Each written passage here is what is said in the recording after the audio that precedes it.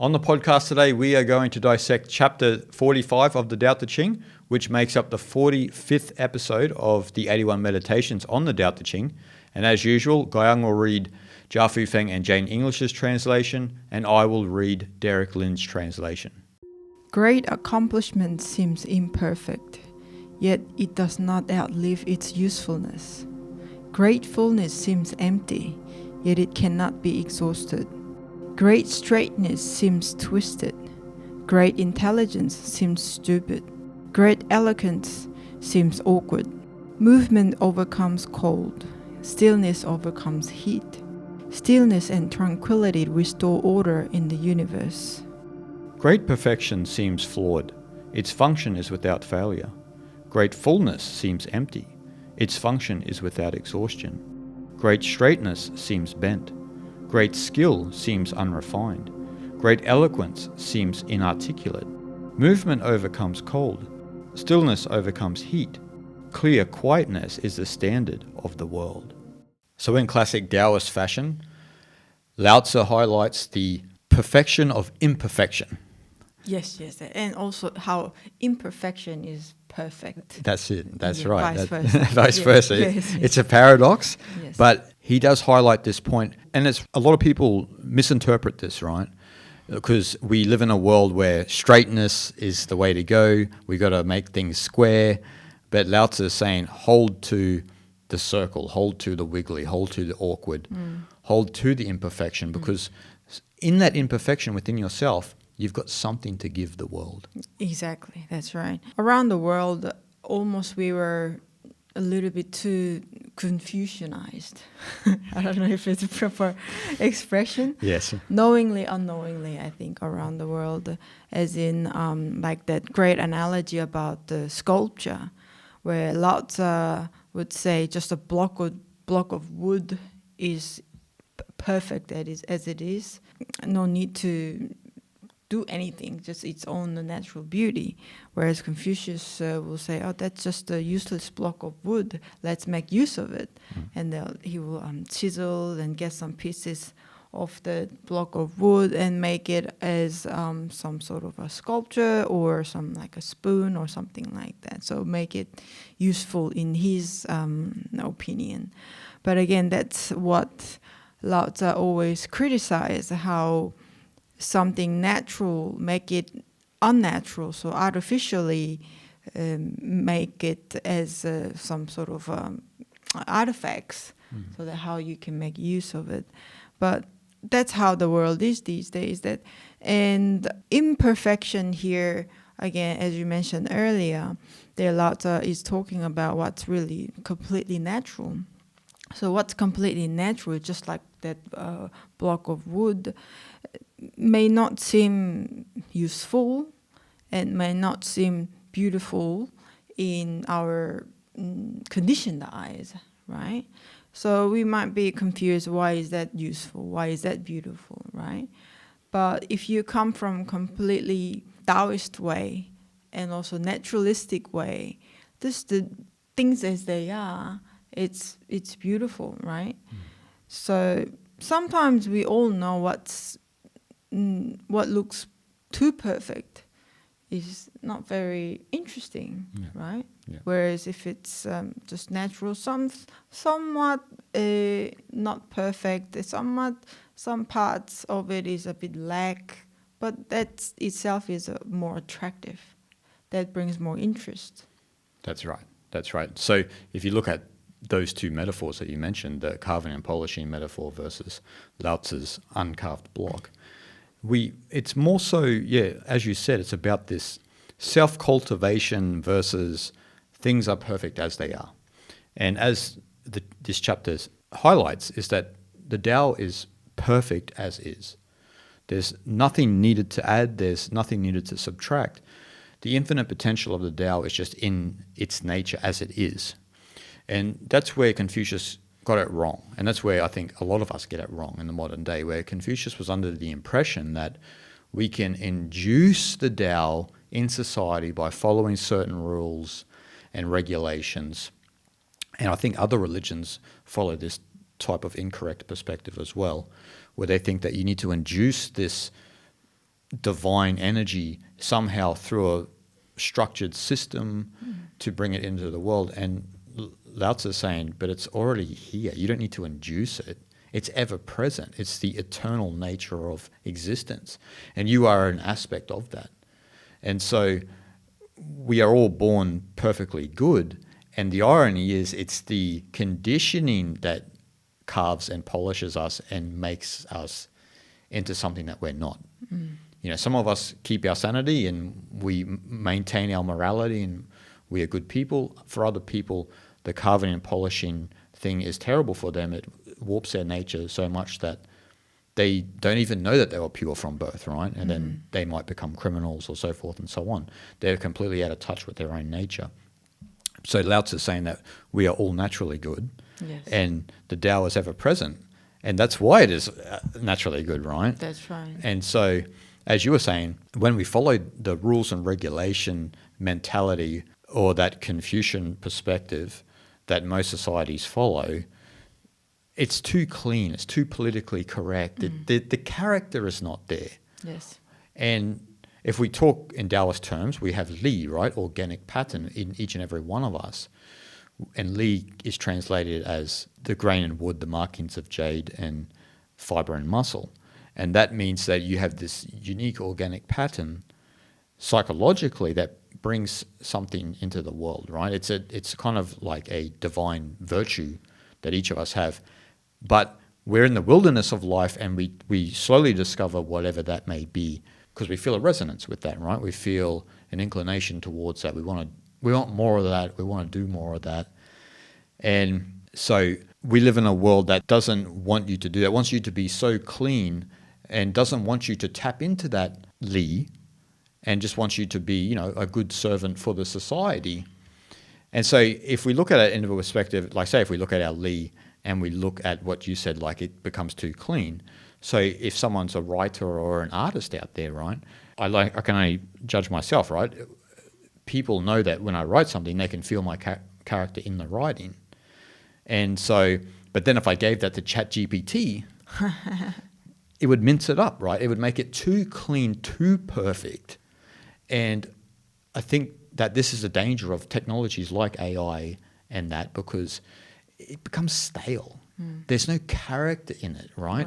The reason why we are attracted to art is because that is the Li of that individual. It's like, oh man, that person brought something beautiful into the world. And that's what Lao Tzu is mentioning in this chapter, is that we are a reflection of the Tao, and that ultimate perfection is of the Tao is expressed through our Li, which may appear imperfect, but it's actually perfectly in line with the Tao.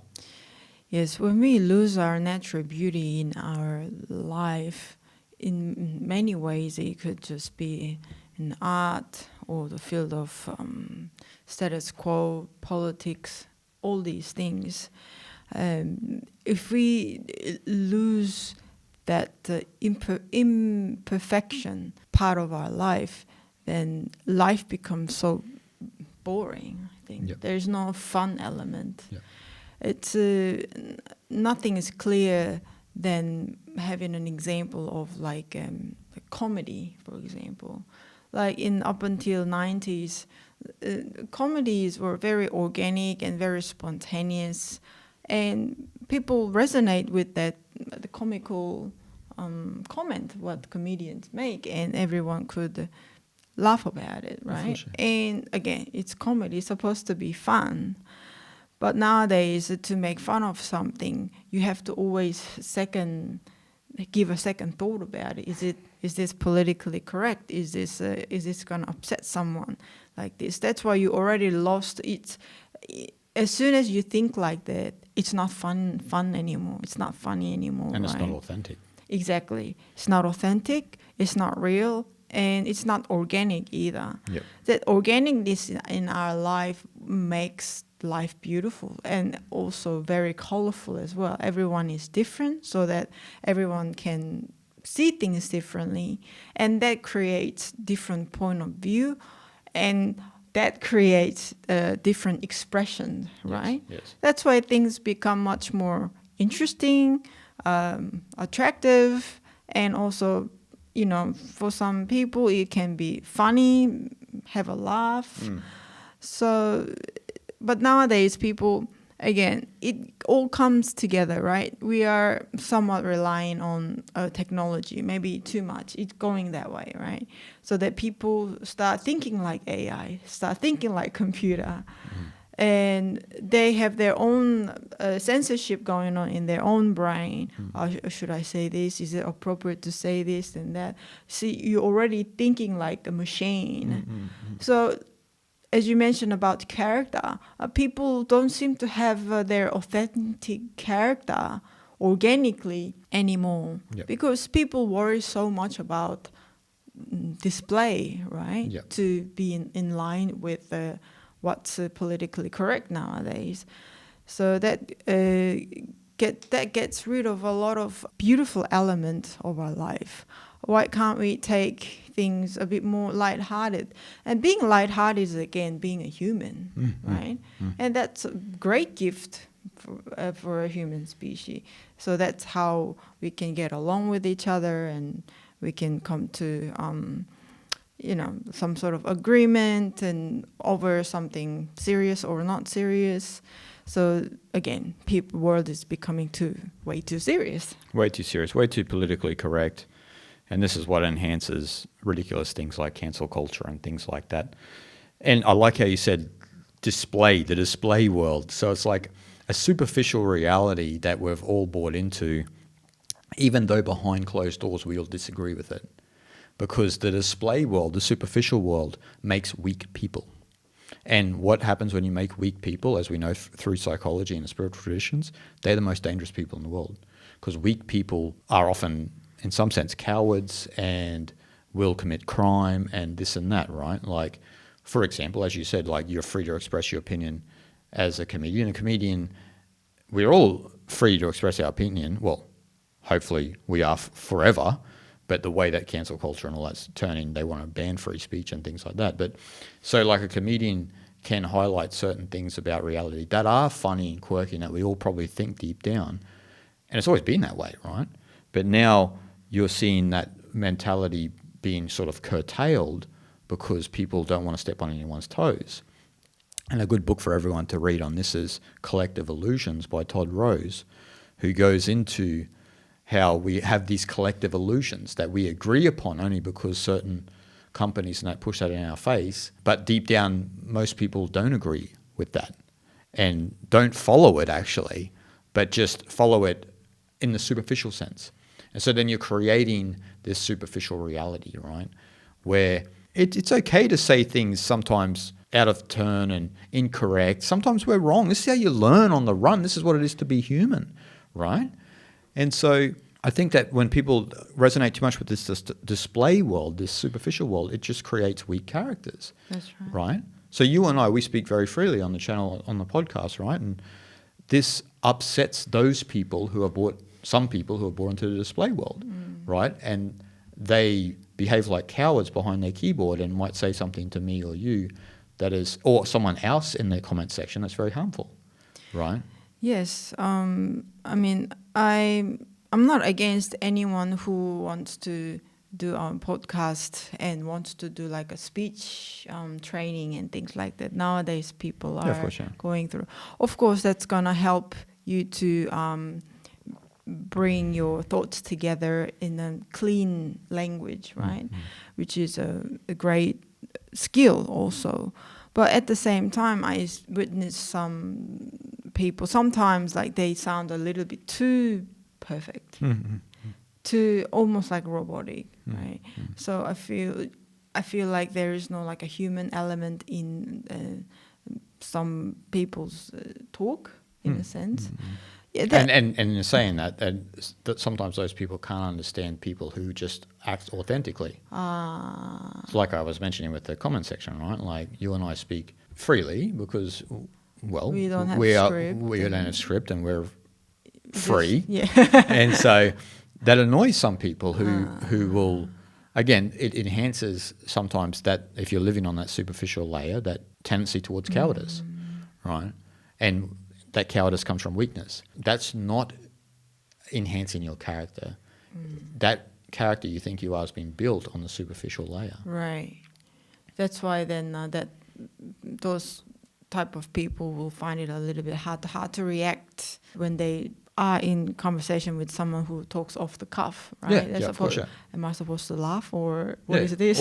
Or someone who is very witty, right? They don't understand that. Right. It's as you were saying before, it's too clean, Yes. right? Like, and unfortunately, this is what's happening with the younger generations, right? Yes. Because the younger generations grow up with the internet, Yes. and they grow up with social media, and they grow up with all of these things that the social media companies and the investment companies that control those social media companies say is politically correct, and you need to follow these. And if you step out of turn, then you get criticized. And then so what do you have? You have a generation of men and women who don't know what men and women are. Seriously, like, because one of the things I get a lot, right, is what is a man? Like, I get email, and because they say, I treat you really well, like they learn from me how to treat a woman, and so to speak. And I think, well, you're only watching a 20, 30-minute podcast, but like some of them don't know what it means to be a man. When you and I grew up, we didn't even need to ask that question. You just are. And that's what Taoism is, right? You just are. And so with Confucianism, you have a politically correct philosophy with that Confucian mentality, which creates confusion within the society. Right.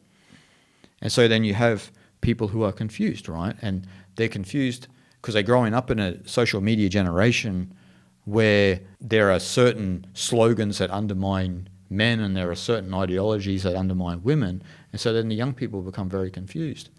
And what I would say to those people is, to get back to your point of like getting away from this kind of display world, is instead of watching all this stuff, go outside. Just go outside and enjoy the world. Just experience the world, because the world on the internet in most cases is not the real world. It isn't, right? Like, because if you go outside, half of the things that you look at online aren't even happening in your immediate environment. That's right. I want to point out the fact that the how to be, just being yourself, and how to live life and how to view your own life is actually extremely simple. It's nothing like what people nowadays think of. It's not complicated. It becomes complicated once you put that artificial lens in front of them. Then it becomes more complicated, confused, like you said. But if you just go out and just hang out with friends without any conditioned thoughts in your mind and just live your life organically, then actually life is pretty simple. And from that simple mindset, things become in order very easily, organically, as it by itself, actually. Again, just like Tao, the universe is not complicated. Yeah. It just follows its own order, naturally, organically, without any interference. But when like artificial interference happens, then what happens? Then everything goes out of order, becomes chaos. Just like our life. Once we put the artificial judgment, perception, political correctness, all these things throw into our lives, then things go to confusion. It becomes chaotic. Whereas if you just leave it as it is, that's a flower, that's tree. Tree is not flower, flower is not tree.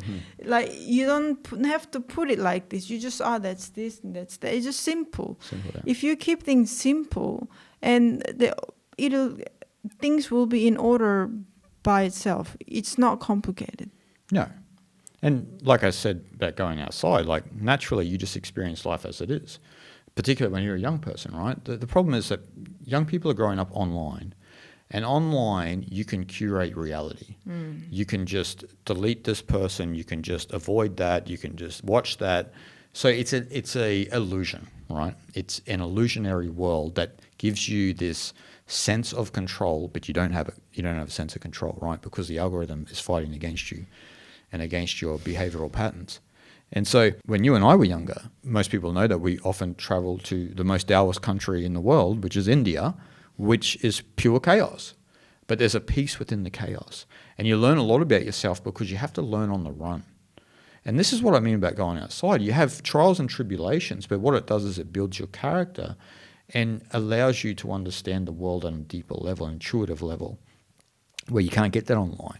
And this is why I'm always telling young people, you got to get out there. And particularly you got to travel places like India. And travel it as we traveled it back in the day. Yes. No Agoda, there's no such thing as Agoda, Booking.com. None of this existed when you and I were going there. It's just you show up in a town you have no idea about, you figure it out. Yes. And there's a real beauty in figuring it out. Some of the times when you and I would land in Varanasi, oh my God, you're figuring it out on the fly. You know, it's difficult. But that's what people need to do. They need to put themselves in life. Yes. Stop hiding from life. Put yourself in life. Get involved with life. Yes. Outside of this. The nature is very intelligent. I mean, nature gave birth to human. What's more intelligent than that? Exactly. Right? So when you actually trust that intelligence, you will be able to discover things you didn't even know about yourself. Like almost like some secret ability will just come to surface like magic, right?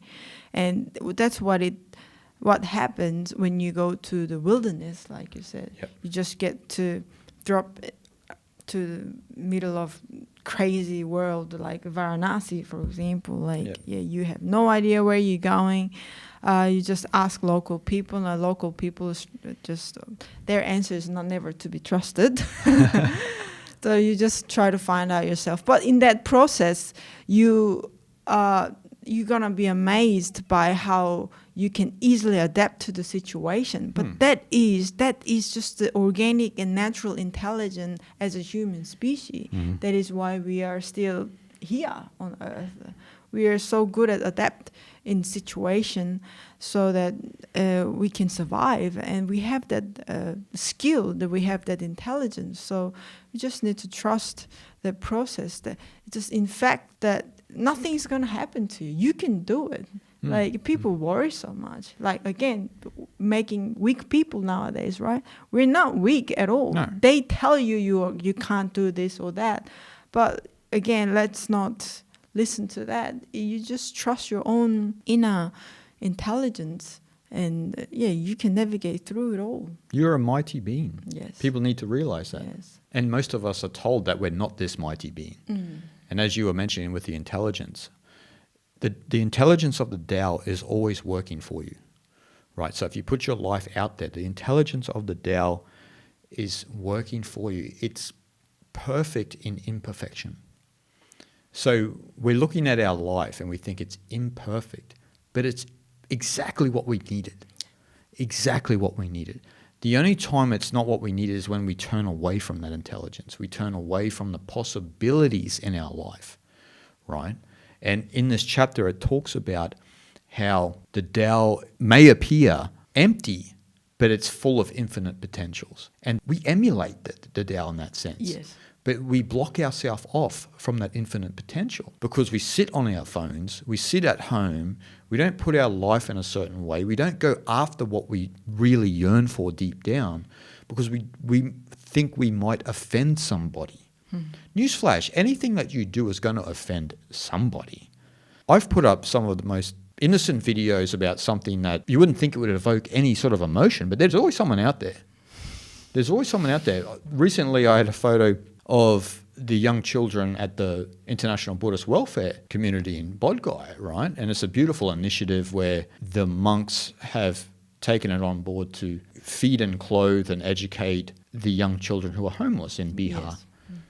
And then there was an individual on Facebook who found offense in that picture. So there's always someone out there that you're going to offend. Like, what am I supposed to do in that situation? If you want to be politically correct, right? That individual obviously has certain personal problems, and I hope they get some help. But what am I supposed to do? Not post a beautiful picture of this wonderful community because it's going to offend that one individual? Yes. You can't live your life like that. You've got to just do what the Li is calling in you. That's right. If it's going to offend someone, it's not your problem, it's their problem. Exactly.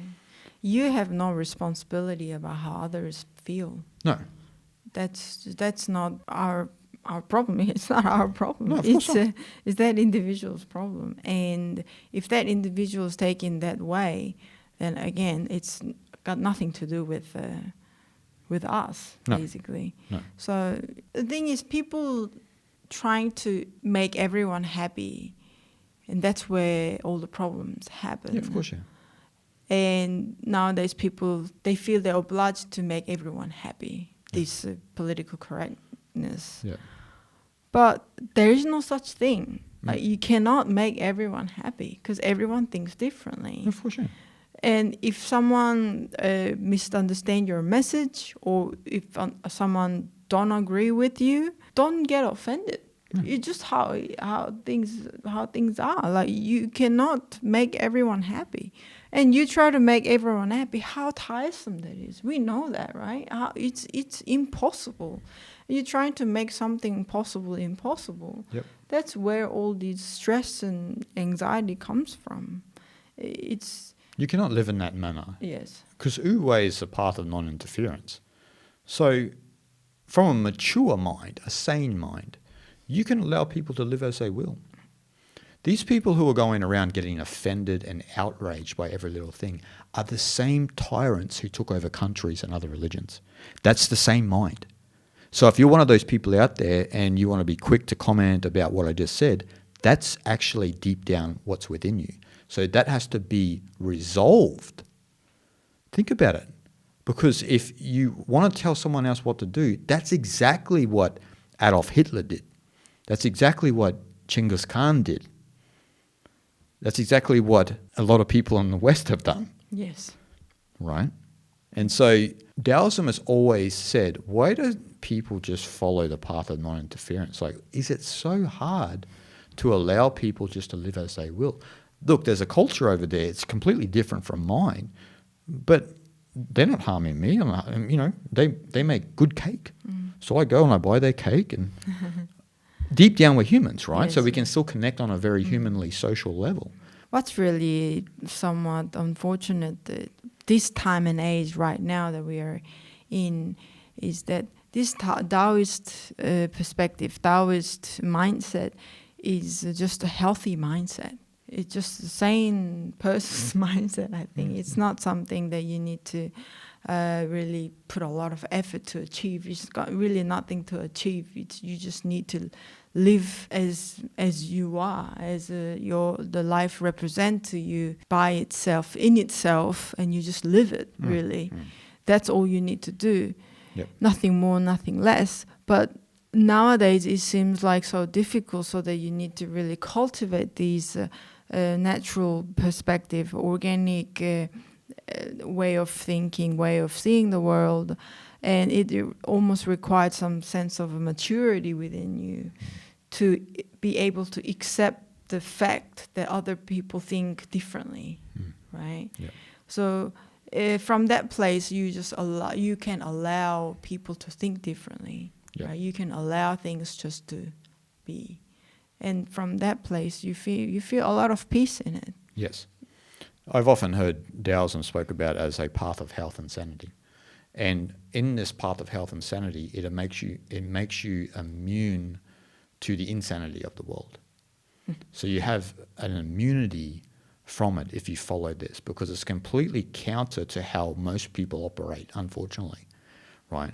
Actually, in general, I would say a lot of people do follow Wu-Wei unconsciously, but with social media, there's this increasing habit of training people to be outraged, training people to have throw in their 2 cents.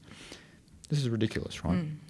And if you want to counter this bad habit, there's 2 principal practices that you find within Hinduism, Buddhism, and Taoism. And they're termed differently, but I'll use the Sanskrit.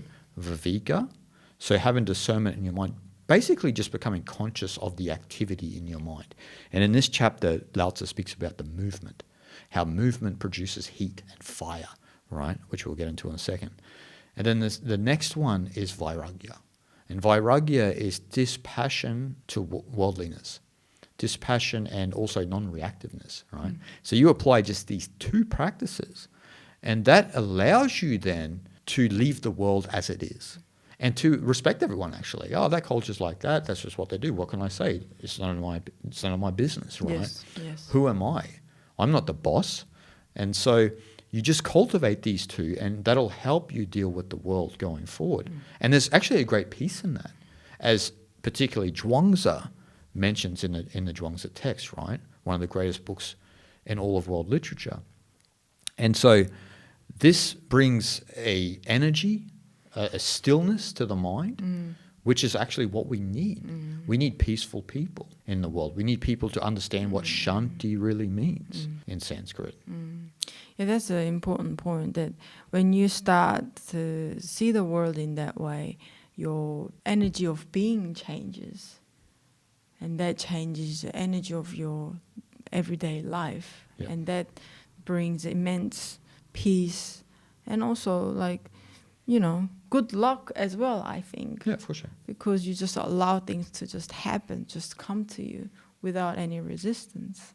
So you just navigate through the situation by situation. And yeah, from that place, you are ready for anything. Yeah. That's how you find your Li.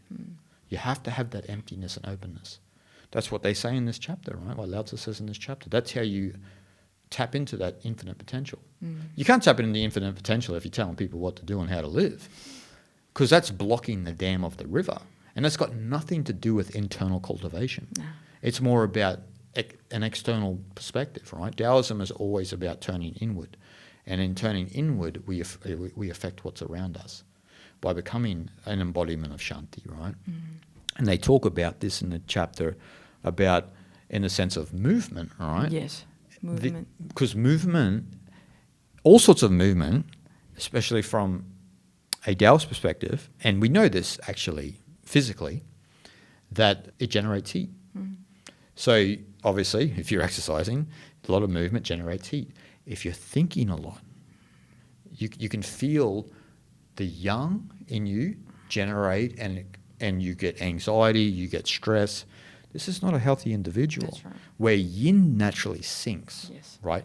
Yin sinks and brings coolant into your body. Yes, yes. So it brings cold somewhat, right? But we live in a yang-oriented world, Yes. which we're constantly generating heat, and then we're thinking that these hot people are going to be sane people. It's impossible. We're in a yin-deficient world. Yes. So yin sinks. It's about grounding ourselves, Yeah. about bringing stillness into our life. That's right. Right? This chapter talks about bringing that stillness, which actually is cold. Yes. It can put out any fire. Yeah, that's right. And then it goes back to, again, the stillness, the power of stillness, right? Stillness, how bring the order in the universe, right? Yep. So it's almost like the stillness, the uchi, so there's no movement. No movement, it's complete stillness. And the Tai Chi is the movement of energy, right? That creates the heat. Yep. And that also, the movement itself, that creates the different elements of energy, which is yang, yin and yang. And yes, so nowadays we are too much movement. Yep. There's too much movement. Yep. So that, yin is deficient. Whereas, in that sense, there cannot be a stillness. No. So it has to be, yin also has to come to its place, and it's in perfect balance that we can get in touch with that stillness. Yep. You are the microcosm of that process. So you are a reservoir of uchi. And from stillness, the infinite potential of Tai Chi moves. The infinite potential of yin and yang, in balance and in harmony, move in anything you do in your own creative process. When I was younger, a teacher said to me once that dharma, in the sense of virtue, moves to that which is empty. And Taoism is the same. The Tao moves to that which is empty and uses the potentiality of that being. It's the bellows analogy, right? The bellows, seemingly empty, but it's full. Yes. It's full of energy, full of power, full of character too. Yes. because that bellows has a particular nature, as you do, as I do, as everyone listening and watching. And then once you tap into that stillness, then the infinite potential of your bellow Yes. will come into the world. Yes. I think it's a good practice also is that everyone is busy, right, nowadays. But let's say just 10% of your energy should be into that complete stillness, Yep. complete nothingness. So that you give yourself the 10% of that leeway to go either way in life, right? So that then you don't get too agitated or too angry at a certain situation. All these anger and agitation come from we are too busy, we're too tired, right? That's why we have that sort of reaction. But just give 10% of your energy into something completely nothing, yeah. Stillness, emptiness. That's right. Yes. Embrace the yin Yes. and see what happens in your life. It's that simple. Okay, guys, we hope you enjoyed, and we'll see you guys next time.